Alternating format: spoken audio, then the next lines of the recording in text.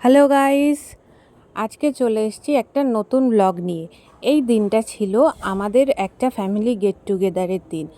আমার দাদুর কাজের পরে যখন সব আত্মীয় স্বজনরা রয়ে গিয়েছিল, তাদেরকে একটা খাওয়ানো আর ফ্যামিলির সবাই মিলে একটা ছোটোখাটো পিকনিক করার একটা প্ল্যানিং ছিল।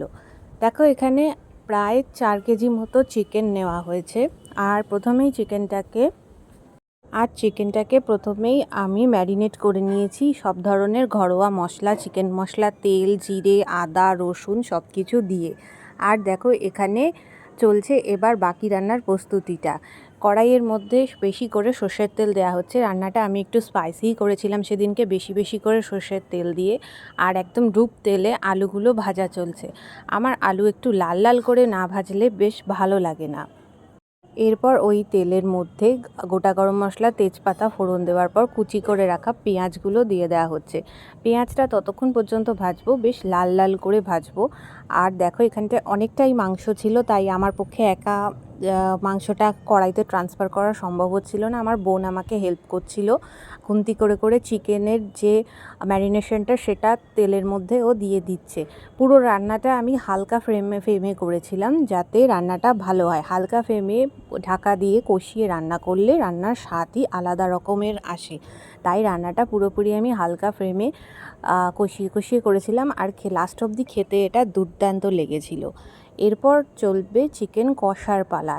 চিকেনের রান্নাটার পুরোপুরি স্বাদ নির্ভর করে চিকেন কষার ওপর। চিকেনটা ভালো করে যত কষা যাবে তত চিকেনের স্বাদ বাড়বে।